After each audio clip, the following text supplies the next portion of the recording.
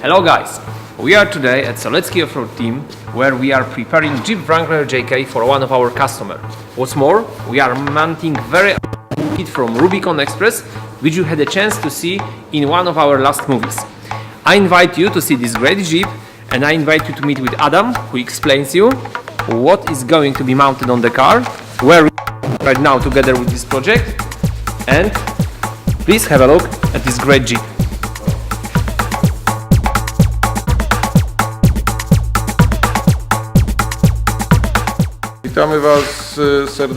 Hello and welcome to see a new project for one of our customers from the north of Poland. It's a project on a Rubicon Express Lift kit with coilovers. As far as I know, we are mounting it as first in Europe. It's a complete novelty and we are looking forward to the end of the week, because then we will perform a test drive. Honestly speaking, I expect a lot after this suspension. I will be happy to test it and see how it will work in the field. I zobaczymy, jak ono w terenie będzie pracowało.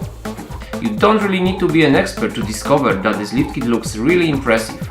What makes that it's unique? Jak widzicie, tutaj mamy już zamontowane tylne zawieszenie. Look here, we have the rear suspension already installed. As you can see, it's constructed in a completely different way than what you are probably used to.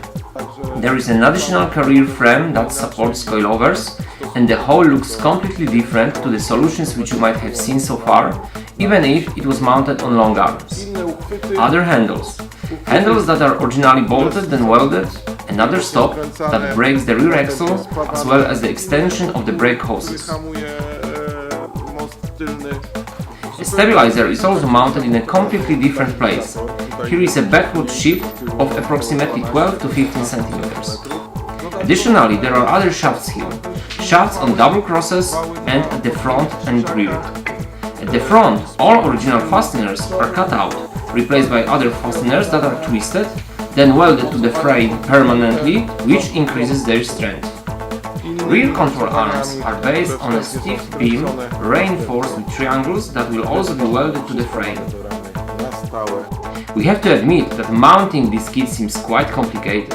Nie róbcie tego w domu. Jest to dość Don't do it at home, because it's quite complicated suspension, and I suggest that if you ever mount this kit of suspension, you should use authorized or specialized services, because the regulation of the suspension requires a lot of knowledge and experience. Assembly of the suspensions makes it impossible to return to the original and serial fixings. As you may see, definitely this is not a standard solution, but is it worth the price? After all, there are also such suspension which cost a few times less. Dlaczego zawieszenie za 50 000 złotych, a nie zawieszenie za 12 000 złotych?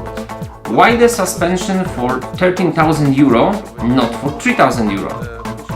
It's obvious that this is a matter of the client's tastes and budget, but please believe me that I expect a lot after this suspension. I hope that the coilovers that will be mounted here will give the impression that you can go anywhere and with high speed. If we adjust them properly, the car will be able to appear in a really serious type rallies, even in Dakar. The price is adequate to what the customer will get, and he will get a very high quality suspension.